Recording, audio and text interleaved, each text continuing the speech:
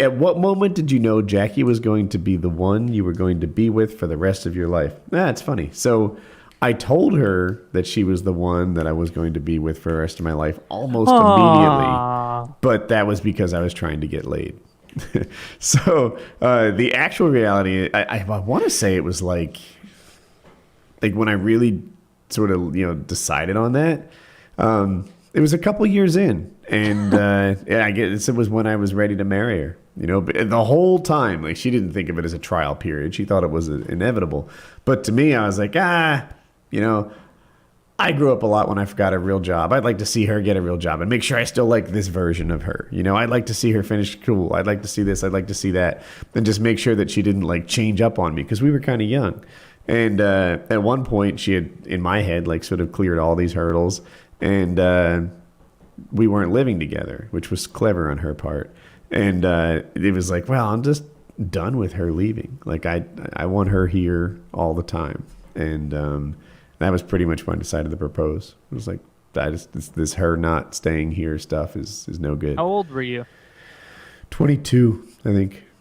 Jesus Christ, I'm behind. Turned 24 yesterday. Yeah, I was kind of ahead of schedule, if you call it that, but I did a lot of this stuff early. Like, I remember when I worked at Cisco, there was like a fellow 26-year-old, and he was kind of slow in graduating school and whatever.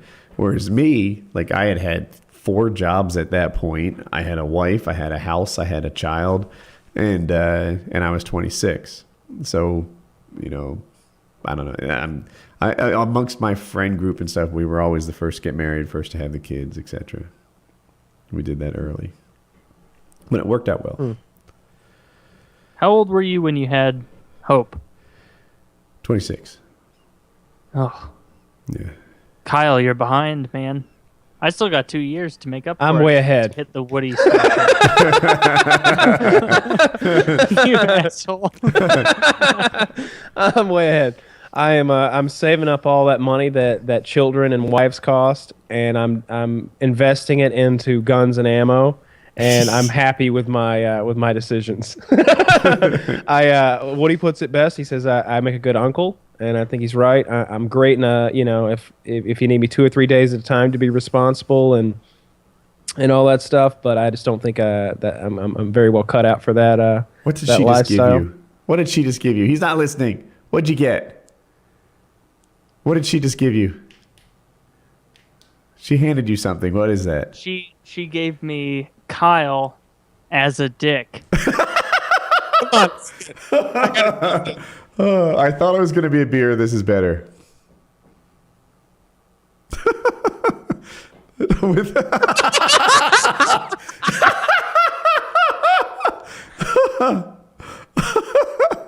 It looks like I've got an MP7 with MP7. yeah with an EOTech there. I like that. Nice PW. And then she always puts a lot of space between the nuts because she says they're moving, they're running. Yeah, that's so you can imagine my stride. Well, that's great. Very wow. Flat. Very flat. Look at how your hair goes into the penis head. I see it. I love that. That's where I part it. That's where I part it, right in the hole. Yeah. Oh, that's great. For those of you who missed out last time, Taylor's girlfriend makes those penises for fun. Very, very graphic penises. This is a super... And go on. Kyle suggested that she... Tell her thank you I thank her very much. Oh, he thanks you very much. For making me into a dick. Have you watched Fargo yet? I've seen the TV show? The TV show. No. I've seen the movie. Oh, no. Never mind. She based your character off of the main character in that, if you want to watch it. I see it. He's got, no. Yeah. Look at him. I don't know about the Smiling dimples. at you. Not sure. Maybe it's like a laugh line. I'm not sure. Maybe a little. It's a cock, and that's you. So I don't know. My ball feet look slightly different. Kyle, this one's hard to answer. Maybe I don't know. We'll see. Kyle, if YouTube ceased to exist today and you couldn't make Russian videos anymore, what would your backup plan be? I have something I'm working on right now. I actually went and got some. I'm working on. I don't know. I got some fingerprint cards done today, and I'm going to see my lawyer. I'm working on something. That's the answer. He's got a thing. I've got sort of a. I know what this thing is, and I am incredibly bullish on the Hypothetically. concept. Kyle could launch into the next stratosphere of income. It could go super well. It could. And I think in the worst case scenario, it's going to be one of those things that does okay at the very least and makes money, and it'll make $5,000 to $10,000 a month every month. I just feel like it will. It just will. And I wouldn't be at all surprised if it was $75-$100 a month. Yeah, it could. That's. We'll see. I'm pretty optimistic. I'm gonna get into it pretty soon here. So Kyle, have you ever thought about hiring a full-time assistant? I get asked that so much, and the answer is absolutely not. No, I need. He has one. His name is Jeremy. No, Jeremy's got a job. I'm just making that up because I forgot the other guy's name. Jeff? Yeah, it's Josh. Josh. Josh This is guy's the pretty good. Personal. All right, okay. I've considered moving Chiz on in before. We've actually had that talk before. I think Woody's had a similar talk with him before too. But if Chiz would ever quit smoking, he could totally be like assistant to the region. Would he be assistant to Mr. Gamertag or assistant Gamertag? I'm not sure. I don't know. Chiz If he actually could might ever be a quit. useful Look at guy this in your guy. thing, but I don't want to Doesn't lose him. It doesn't smoke. Look at this guy. Not a puff.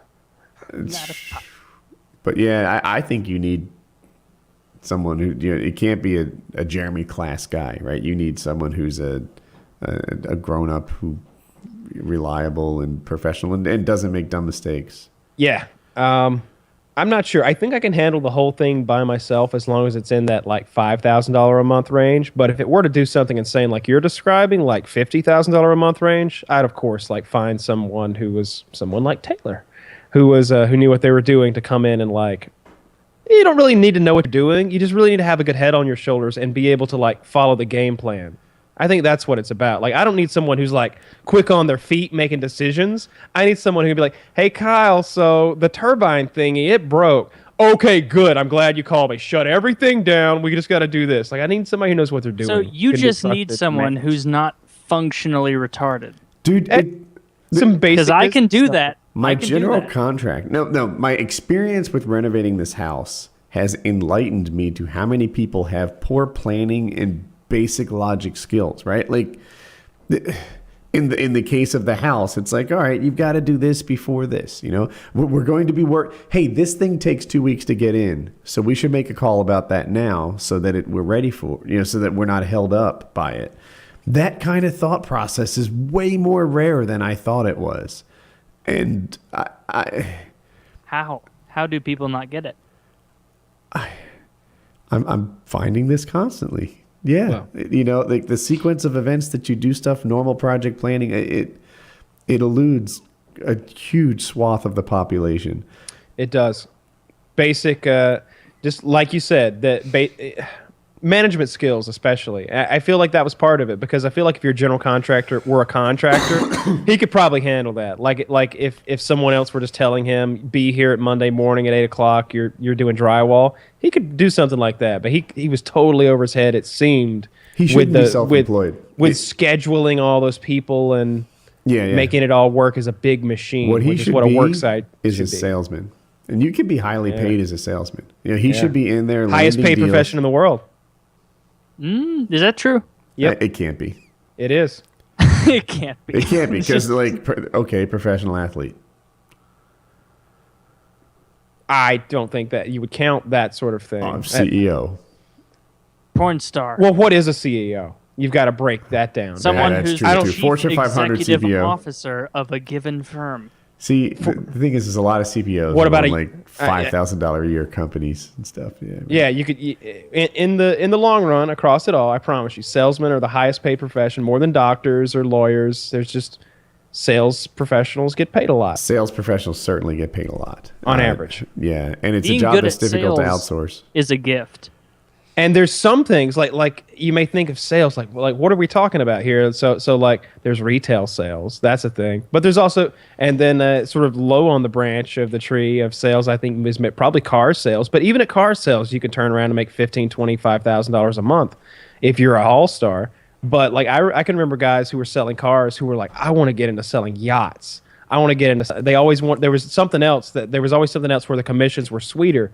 Where like, yeah, man, you sell these yachts. You sell 2 yachts, maybe 3 a year. That's your nut. You're made. Like, and I'm just like, wow, that would be cool. Like, you just show yachts. Like, and that's all personality driven. It's all just, hey, how you doing? Welcome to my big fucking yacht. You want to spend some money? All right, let's go. Like, you just got to be that guy and be good at it. And I think I'd sell software. Yeah, that's not as fun. It's not fun. No doubt about it. But if I'm realistic, I could do it. I could sell. I'm knowledgeable. Not everyone can do this. You know, I get the problem that you're trying to solve, whether it be ERP software, testing, development software, whatever. Any fucking software business problem, I can fucking sell it and understand it and get what, you know, like it's solution oriented selling, right? This is the problem you have. This is how my product fits it, and I would sell stuff.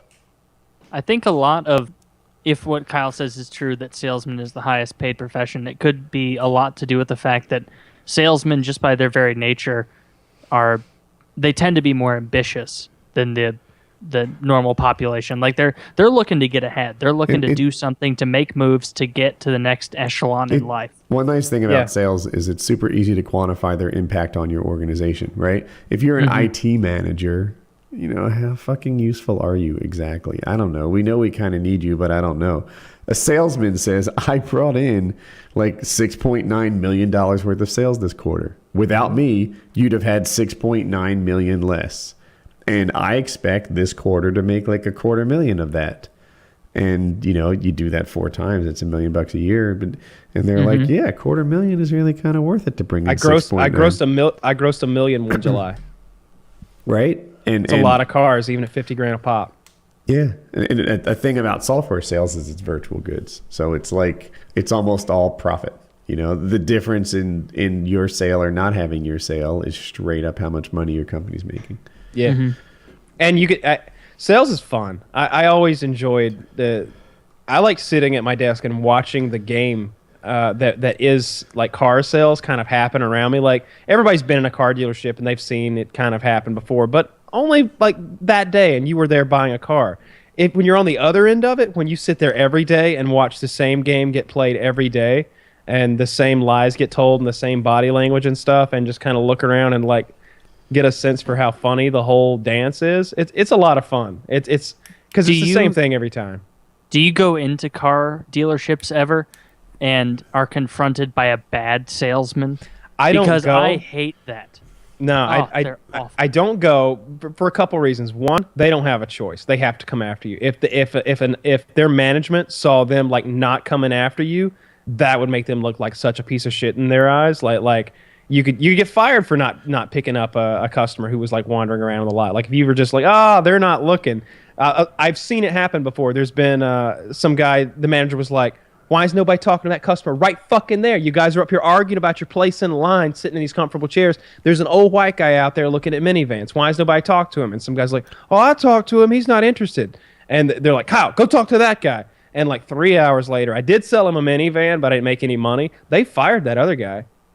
Like, so you've got to be that annoying salesman who's like harassing people. I know that's true, because have I ever told you guys about when there's a Lamborghini, Porsche, Ferrari dealership in St. Louis? What were you doing there? Go on. And I was like a junior in high school, and so I with my girlfriend at the time, I parked my Jeep like way off in the corner so they couldn't see me go in, and then I just walked into the dealership, and there's like, they had a Bugatti Veyron there just as like a show thing, and so there was that there, and then when they were like 1.2, 1.5, $900,000 cars just sitting around, and I just walked around for a while looking indignant in my preppy shitty clothes until eventually someone came up and was asking me like, hey, just looking around for fun, are you interested in buying anything? And I was like, yeah, I'm turning 16 or 17 soon, and my dad said he was going to get me something like this, and I'm just looking around to see what I like. And so then the guy followed me around for like half an hour as I just like sat in these exotic sports cars and then just like pretended like I was looking at the wheel like and then I like eventually settled on like a yellow Ferrari that was sitting in the corner, and I was like, I really like this one, but I swear to God, if my dad bought me a yellow one, I would die. I would never drive a yellow one.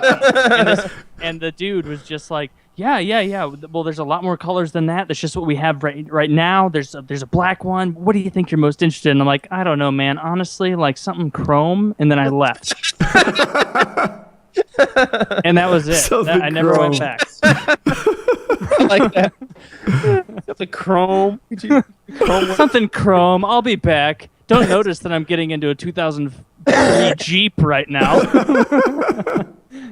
That's great. That's good. Yeah, they have to. They have to come in. Yeah, they got to come up to you because that's sales. All right. What is your opinion on computers/machines taking jobs out of the market? For example, the McDonald's cashiers being replaced by automated teller machines. Some believe the economy will take a severe hit from technology shrinking the job market in the next few decades. Is McDonald's really replacing them with machines? They might be. It's still total McDonald's horseshit. closed like 700 stores. They better watch their ass. McDonald's is shrinking. Taco Bell and Chipotle are growing. Did you see that article? I'm sorry, that's completely off topic. I think it's a good that they're stealing those people's jobs with those machines. They're always complaining about not getting paid $15 an hour to cook fries. It's like, well, just find a machine. No shit. There's no demand for you to do that. Have you Sorry, seen we can't manufacture that. He's referencing a CPG Gray video, or I probably messed that up. CP Gray, I don't know. Do you know the video I'm talking about? Essentially, he proposes the thought that while throughout all of human history, every advance in technology has just created like a bigger, more robust, economy with more jobs, this time will be different. This time, when jobs get replaced, there will be no replacement jobs for it. And I think that's horseshit. Yeah, I think it's horse shit too. I think that there used to be a lot of women employed as typists, and we don't need them anymore. They all found new work. And there's a lot of people right now who are cashiers, and they're going to have to get phased out too, because that's a dumb fucking job anyway if you're a cashier. Let's just be honest. It's so fucking easy. You're just punching buttons into a machine. You're a middleman between me and that machine in that box with the money in it. Like, I don't need you. Like, the only reason they're there is in case the machine acts up, so then they can not fix it, but call someone else who knows something about the machine over to it. The thing I use is this. It's like, and people have heard it before, but let's say you're in a village, right? Ancient times, etc. And there's 8 guys out there with spears throwing them at fish, right? On the side of the water, throwing spears at fish, etc. And then Merca comes along and invents a net. Now, Merca is catching as many fish by himself as me and my team of 7 other guys would with our spear fishing, right? It's like, oops, sorry about that. So this net has put us all out of work. So what do? We work on other aspects of our village. We build structures. We build, better thatch roofs. We build, hammocks and pick bananas and whatever. And it's not that we're out of work. We find some new work to do. I do not believe that there's anything happening now, in putting cashiers out of work that's going to be like, oh, there'll never be any work. Maybe more people will have guys, because there has to be real low-end work, right? For guys that can't do high-end jobs, right? Can we admit some people in the world don't do high-end jobs? World needs ditch diggers too? Is that what you're saying? That's what I'm saying, right? So that maybe more people will have guys who clean their houses. Maybe more people will have assistants that go pick up their Starbucks. I don't know. But there will be jobs out there for sure. I want a Roomba the size of like an ottoman that just cleans everything. They have Roombas now for hardwood floors. Yeah. Yeah, they mop and sweep and stuff like that. I think you should get one, and I think it'd be a worthy investment. Make a video of it. I bet Roomba might even give you one. I'd love to see like you film that thing, or maybe put a camera on it. I was looking at these Roombas, right? Have you ever watched a Roomba work? My mom got a Roomba when they were new, like a new thing, and it is a piece of shit. I ended up, it tricked me into vacuuming the living room one day because I watched the Roomba going and I'm like, this is never going to get done. This random happenstance of angles and horse shit, this is never going to become a full room. So I just vacuumed the room in spite of the Roomba. So Dude, that's why they're useful. The other thing is I They're looked awful. up how many square feet this like mopping Roomba can handle, and it was 300 square feet. Wow, what are you going to do Army. with all that space? So I'm like, I fucking need 22 Roombas to do my house. Army, and they all. I would like that. Like I've been playing with my drones a little. I almost used a drone on the trash man today, but he seemed. That would be cool if they all worked together. Yeah, I'm that just like 22 Roombas? Are you kidding me? Like they don't even make a dent in a bigger house. I think they would be good for dusting and stuff, and like dealing with like dust and pet hair and like, Right, the fur. right, like dirt you might track in with your shoes on hardwood. Like just keeping it from getting fuzzy or anything. You know But as what? far as like that when you actually mop your hardwood floors, and it's kind of, I don't think you replace a good scrubbing. Here's another thought. They're coming out with a Roomba lawnmower. And basically what it is, you stick like pillars, like maybe like 4 corners around your house or your whole yard or whatever. And you define that as the area that it mows. And then it does that. And I'm like, and then you have to wait 3 weeks for it to finish. And meanwhile, your lawn just looks like a weird jig-jag maze. looks like a child that tries to cut their own hair. You ever seen? Exactly. It's just long and spiky. Have you ever seen where people take and like drive a stake in the ground and take a rope from it and tie it to the lawnmower, and so the lawnmower just keeps doing Yes. And then the rope shortens as it goes around the stake like a that's yo-yo. the smarter version of the Roomba. Like the Roomba just goes in its own direction, and it'll go over the same paths, So 5 or 50. They have more has- intelligent ones now. They basically Oh. it projects something on the ceiling and uses that to like more intelligently do its path. Cool. I didn't know that. Yeah, the one you're talking about, the original ones, they just bump into shit like a child's toy and just go in some other Yeah, direction. that's what I'm talking about. The ones that like they run into a stool and it's just like and just kind of like just turns randomly away from anything. I think it would be a good addition to your household cleaning. I think like if you had a couple of those floating around the Woody Manor over there, maybe instead of mopping every 10 days, you mop every 2 weeks or something, and that's the quality you would get out of it. But Maybe. it's definitely not going to be a replacement I want for them to have a return policy. Like that's what I want to know. Can I do this thing for 2 weeks and be like, Amazon. This Yeah. is garbage. Dude, Amazon that thing right now. Like you could have it, put it in that room, and Amazon, they don't give a fuck. Like you could use the thing for a month and send it back to Amazon. They'd probably take it. They're pretty- Amazon has an amazing business model, right? And a lot of the stuff you buy on Amazon isn't even from Amazon, right? It's just the Amazon storefront. They become the new cost of doing business for everyone who wants to sell stuff online. They're incredible. Yeah, I love Amazon. I'm looking at the questions. This last Telling one. you. What's that? I was just gonna say, I'm telling you, there's some shitty questions. You guys need to get more creative. You don't like I like the bottom one, maybe.